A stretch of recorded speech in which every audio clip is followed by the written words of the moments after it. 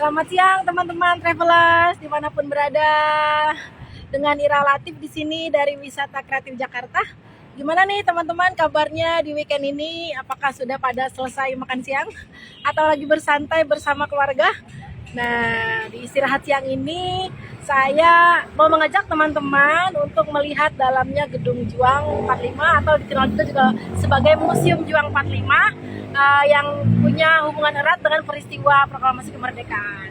Selamat bergabung buat teman-teman dimanapun berada, dengan ada Maisa, ada Anas, ada Luis, apa lagi ya.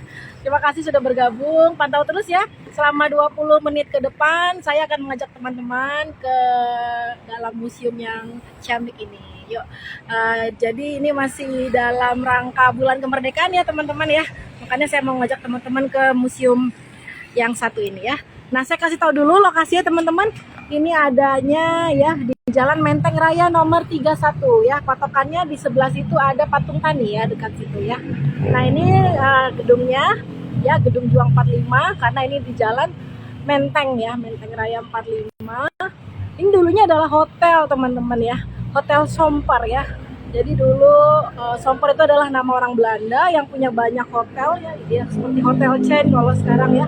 Jadi kawasan ini dulu kawasan elit teman-teman. Ya, selamat bergabung teman-teman dimanapun berada. Kita sekarang mau melihat dalamnya Museum Juang 45 ya, yang juga masih ada hubungannya dengan peristiwa kemerdekaan. Hubungannya seperti apa? Kita akan explore ya. Nah, saya nggak sendirian teman-teman. Hari ini akan ditemani Mbak Maya. Halo Mbak Maya. Halo, Ya. salam sejahtera, salam sehat, Ya. semangat merdeka. Semangat merdeka ya. Kita kemerdekaannya sudah berapa hari yang lalu ya. Nah, Mbak Maya ini adalah kawan baik saya, dia petugas dari Museum Juang 45 ya. Kadang-kadang ada di sini, kadang-kadang ada di Museum Tamrin ya. Di mana saja, yang penting kita membagi wawasan kita kepada siapa saja yang mau berkunjung ke museum. Oke, yuk Mbak Maya kita jalan-jalan yuk, kita lihat masuk dalam yuk. Siap. Oke teman-teman. Nah, oke teman-teman yang berada, yang sedang menyimak nih boleh kasih tanda dari mana aja teman-teman, berada di kota mana aja, ataukah ada yang sudah pernah datang ke museum ini? Silakan tulis di kolom chat. Ya, baik teman-teman semua, sahabat museum. Ini adalah Museum Juang 45, di mana museum ini adalah salah satu tempat menjembatani perjuangan antara golongan muda dan golongan tua pada tahun 1945 atau pada saat kedudukan Jepang. Di sini kita bisa lihat ada relief ya. Dari golongan tua ada Insinyur Soekarno, Muhammad Hatta, Ahmad Subarjo ya. Dan ini golongan muda. Ini golongan mudanya Ada ya. Soekarni, Soekarni, Hairul Hairul Saleh, Ayam Hanafi, dan ada Malik. Ini orang-orang yang pernah menculik Soekarno Hatta ke Iya. Rengas Dengklok ya, Soekarni Golongan ya. muda ini Golongan yang muda pernah ya. memang membawa Bung Karno dan Bung Hatta ke Rengas Dengklok Rengas agar Dengklok. golongan tua ini tidak terpengaruh oleh pemerintah Jepang yang pada saat itu memang ingin menghadiahkan kemerdekaan untuk Indonesia. Tapi bagi golongan muda, Indonesia mampu merdeka dengan sendirinya. Indonesia merdeka bukan pemberian bangsa Jepang, bukan hadiah orang Belanda. Indonesia merdeka atas perjuangannya sendiri melawan penjajah. Ya, dan kita memproklamirkan sendiri ya. Iya betul, pada tanggal Oke. 17 Agustus 1945 di Pegangsaan Timur nomor 56. Iya. Oke. Ini ada komentar dari temen di sini nih yang lagi menyimak. iya. Katanya deket sama rumahnya. Ayo Mbak mampir ke sini. Mbak siapa tadi barusan tuh. Nah, ini tempatnya yang dulu ya. Ya, pada saat kependudukan Jepang, gedung ini diambil alih oleh pemerintah Jepang untuk sarana propaganda. Di sini dijadikan oleh pemuda-pemuda Indonesia dijadikan tempat pendidikan politik. Oh, tempat pendidikan politik ini ya adalah awalnya guru-guru tempat yang ini. ngajar nih. Ada Muhammad Hatta, ada Muhammad Yamin, Sanusi Pane juga ya. Ya di sini dulu oleh golongan muda digunakan sebagai asrama juga tempat pendidikan politik. Oke, yuk kita masuk lagi lihat ruangan-ruangan dalamnya. Nah, ini dia yang dulunya tadi saya bilang hotel ya, Kak ya. Hotel ini hotel Pak Somper ya. Hotel Yang punya Sekompak, ruangan namanya Somper. namanya Hotel Sekompak, didirikan pada tahun 1938. Hotel Salah Somper. satu hotel mewah di Batavia ini dulunya Mbak. Ya, hotel mewah pada zamannya lah ya. Pada zaman Belanda ya, pada tahun 1938. Jadi pada zaman Belanda dulunya tempat ini adalah hotel, terus di zaman penjajahan Jepang ini tempat pusat pendidikan politik ya.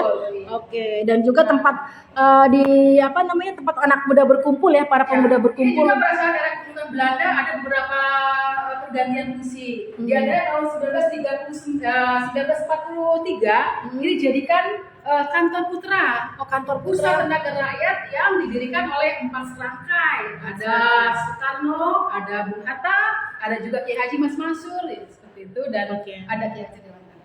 Nah, ini adalah tokoh pemuda. Beberapa tokoh pemuda yang di sini ya dulu ya. Malik, ya. Ada Malik, ada Hanafi juga. ada Hanafi, ada Nah, Soekarno ini nih. salah satu ketuanya ini adalah ketua Asrama Angkatan Baru. Oke. Nah, Soekarno ini juga orang yang berkontribusi dalam naskah proklamasi. Oke, Pak Soekarni dan Hairul Saleh. Oke, jadi dulu tempat ini adalah tempat para berkumpulnya para pemuda untuk merancang berbagai aksi ya. Ya, Kayak aksi terkait kemerdekaan. terkait kemerdekaan, termasuk dalam menculik Soekarno Hatta ya, ke Rengas betul. Dengklok. Soekarno-Hatta, Jadi direncanakan di sini. Nasional Indonesia Pusat, kemudian juga rapat raksasa, rapat ikada. Oh, rapat ikada pun Iya. direncanakan di sini. Iya. Oke, baik. Rancang aksi-aksi besar. Oke, jadi tempat tempat berkumpulnya para pemuda menghasilkan aksi-aksi besar tuh di sini ya, Iya, Mbak ya. Oke, kita lanjut lagi Mbak, lihat ruangan yang lain. Teman-teman kalau ada pertanyaan silakan ya. Silakan tulis di kolom chat, ada yang mau ditanyakan kah ya kepada Mbak Maya atau saya Kita ya. masuk ruang proklamasi, karena di Ruang sini proklamasi. juga ada dua proklamator kita, Bung Karno dan Bung Hatta. Di sini ada replika Rumah Pegangsaan Timur nomor 56. Oh, ini Di mana replikanya. diselenggarakannya, pembacaan proklamasi. Oke, Ya, ini jadi tempat secara resminya ya. tempat pembacaan proklamasi yang sekarang menjadi monumen proklamasi ya Mbak. Rumah Pegangsaan Timur bukan. Oh, Kalau tempat monumen proklamasi itu Museum Naskah Proklamasi dulunya ada Rumah Laksamana Medan. Oh, Ketika Oh bukan, ini monumen proklamasi kan Mbak? Iya, monumen proklamasi yang menjadi Iya. monumen proklamasi. Iya, juga ada Ya, tapi ini rumahnya udah nggak ada kan sekarang kan Mbak, sudah menjadi monumen proklamasi. Ya, sayang sekali ya wujud rumahnya sudah tidak ada ya teman-teman. komennya banyak. Ini yang dulunya tempat pembacaan proklamasi ya. Dan bendera merah putih dijahit sendiri oleh Ibu Fatmawati. Fatmawati, ya. Jalan Pegangsaan Timur nomor 56. Ada. Oke. Ada apa lagi Mbak yang menarik di ruangan Di ini? sini ada ada meja kerja Bung Hatta. Meja kerjanya Bung Ini Hatta. asli ini koleksinya. Oke. Dan kursi santainya Bung Hatta. Oke, ini di rumahnya Bung Hatta ya? Iya, tadi dari Dari rumahnya Bung Hatta ya meja kerjanya ya. Oke, yuk. Oke. Oke, selamat bergabung buat teman-teman yang sedang memantau dimanapun berada. Kita sedang melaporkan dari Museum Juang 45 dengan dipandu oleh Mbak Maya. Jadi museum ini bercerita tentang perjuangan-perjuangan rakyat Indonesia, baik itu di era pendudukan Jepang, nah kemudian juga ketika Jepang kembali menyerang Indonesia di agresi pertama dan agresi kedua. Ini upaya Belanda membonceng tentara sekutu dan menjajah kembali Indonesia. Ini adalah upaya Belanda untuk kembali mengambil kekayaan alam Indonesia dan juga wilayah-wilayah penting di Indonesia. Nah, ini ada kapal USS Renville. Tepat diselenggarakannya perjanjian Renville. Perjanjian Renville. Ini perjanjian serangkaian perjanjian, ada Linggarjati, ada Renville dan Konferensi Meja Bunter ini semua membahas tentang wilayah kedaulatan RI. Oke, jadi ruangan ini juga menceritakan tentang waktu agresi militer ya? Agresi militer Belanda. Agresi militer Belanda. Setelah Oke. kemerdekaan. Setelah kemerdekaan ya. Halo, selamat bergabung buat teman-teman yang baru join. Kita sedang melaporkan dari Museum Juang 45, masih dalam rangkaian Turna Pektilas Kemerdekaan Indonesia ya, masih dalam bulan kemerdekaan. Nah, ini kita sebut adalah ruang Jepang, masa Jepang, di mana kita ada koleksi baju tentara peta. Oke. Baju tentara Belanda peta. datang ke Indonesia tahun 1942 ini awalnya memang mengambil hati orang rakyat Indonesia. Di antaranya membentuk tentara peta. Bentukan tentara peta ini rakyat Indonesia dilatih perang, membawa senjata seperti itu. Nah, namun pada kemudian awal-awalnya saja Jepang baik hati, tapi lama-kelamaan selama 3,5 tahun Indonesia dijajah Jepang, Malah dijajah itu ya? juga lebih menderita. Iya, iya. Bahkan ada sini kain bagor rakyat Indonesia, kain inilah untuk membuat bahan pakaian. Oh, dulu bahan pakaian seperti ini ya. Namanya kain bagor. Kalau kita kenal Kayak seperti karung goni kita baju kayak gini saking benar. susahnya pada saat itu Iya, ya. betul. Oke. Nah, di sini ada patung apa nih, Mbak? Ini ada patung Bapak Ahmad Subarjo. Mr. Ahmad Subarjo. Ini juga salah satu guru yang mengajar di tempat ini dulu ketika dijadikan asrama pendidikan politik. Dan juga yang yang mengonsep naskah proklamasi ya, 3 serangkai ya, Pak Ahmad Subarjo. yang di kemudian hari setelah Indonesia merdeka beliau menjadi Menteri Luar Negeri pertama ya yang dimiliki Republik Indonesia teman-teman ya. Menlu pertama ya. Ini bendera apa? Ini bendera peta. Oh ini bendera peta. Kenapa sih ada bendera ini Iya. ada lambang Kenapa? bulan bintang? Kenapa? Karena penduduk Indonesia adalah Muslim. Oh bulan dan Anggota bintang. kita beragama Muslim. Ya. Oh, bagus Nah, ya. ini sendiri sebagian ini ada seperti cahaya yang di baju ini cahaya. dari bendera Kaisaran Jepang. Oke, yuk kita lanjut ke lagi. ruang Dorama. Oh iya Mbak, ini ada yang tanya tiketnya sambil jalan aja. Tiketnya berapa kalau masuk tempat ini bukanya? Kalau tiket kita untuk dewasa Rp5.000, untuk mahasiswa Rp3.000, dan untuk pelajar itu Rp2.000. Oh, Tapi murah kalau sekali. rombongan ada diskon nggak? Ada lagi. Ada diskon, jadi minimal rombongan 30 orang itu kita dikenakan diskon. Diskonnya jadi Nah, bayar. 25%. Jadi 1.000 bayar. Kalau pelajar 1.500, kalau mahasiswa yang tadi 3.000 jadi 1.500, murah jadi 2.000, ya 2.500 ya. Iya, murah Kalau banget. dewasa jadi 3.750. Oke. Nah, ini ada- ini ruang diorama yang rumah Rengas Dengklok ya katanya. Ya, terkait aksi-aksi besar yang direncanakan di gedung ini, Anda membawa Bung Karno ke Rengas Dengklok. Nah, ini dia. Oh, yang direncanakan di gedung ini ya. Iya, Tapi betul. dibawanya ke Rengas Dengklok Dengan ya. maksud tujuan supaya Iya. tidak terpengaruh oleh pemimpin-pemimpin Jepang. Oke. Sebagaimana pemuda Indonesia ini dari golongan muda atau pemuda Medan 31 menginginkan Indonesia segera merdeka. Kekosongan kekuasaan setelah Belanda dijatuhkan bom di sekarang Jepang dijatuhkan bom di Hiroshima dan Nagasaki, itu ada kekosongan kekuasaan. Orang golongan muda ingin Indonesia memanfaatkan momen ini untuk memerdekakan Indonesia, memproklamasikan Indonesia. Ya oke. Nah teman-teman, beberapa saat sebelum proklamasi kan ada penculikan Soekarno-Hatta ya dibawa ke rumah Rengas Dengklok. Nah seperti inilah kira-kira ya. Ini simulasinya ya, dioramanya ya. Jadi Soekarno-Hatta diculik dalam tanda kutip ya oleh golongan pemuda di sana ya untuk mempercepat proses proklamasi kemerdekaan. Ini ada fotonya rumahnya ya. Kebetulan Wisata Kreatif Jakarta setiap jelang ke 17-an kita juga ada tur ke sana Rengas Dengklok. Rumahnya rumah kecil saja, rumah seorang petani ya. Rumah seorang petani. Ya, oke. Nah, oke, terus ada peristiwa apa lagi? Oh, ini ini Rengas Dengklok nih. Ini adalah rumah Laksamana Meida. Rumah Kembalinya Laksamana dari Meida. Rengas Dengklok.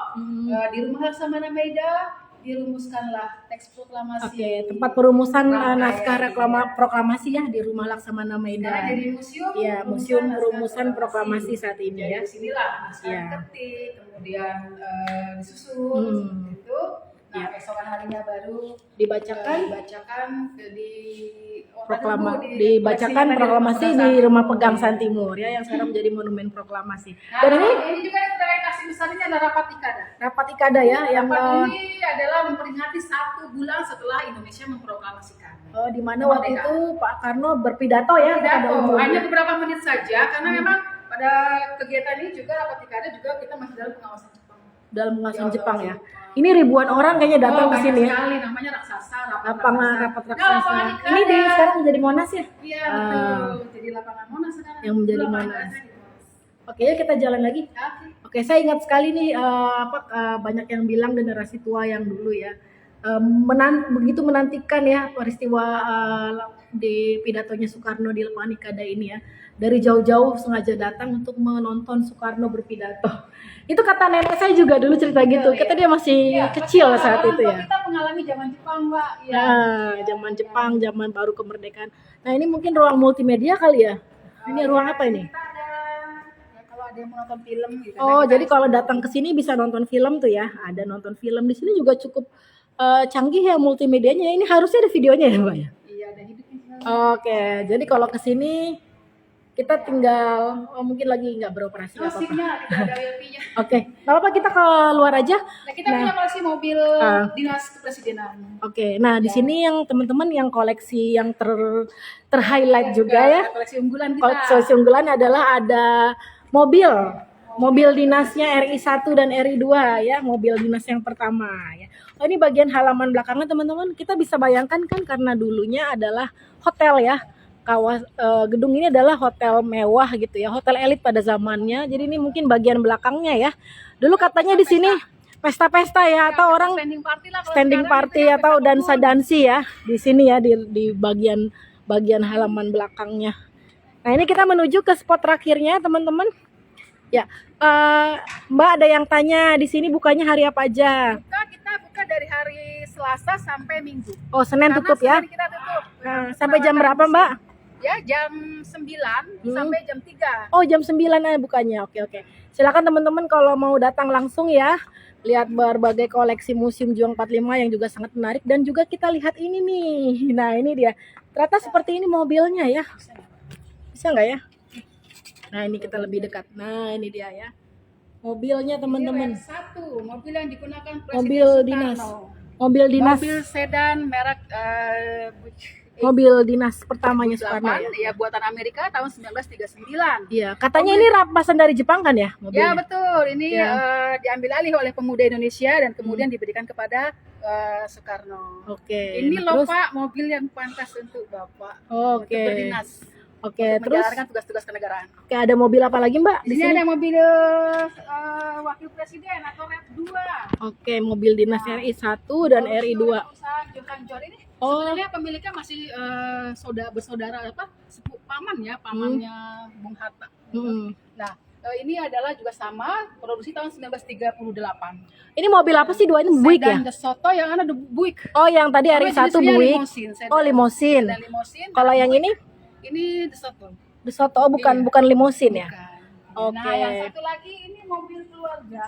Mm-mm. Saksi bisu peristiwa pemboman Cikini. Jadi Oke. ada upaya untuk mengacau keamanan Hmm.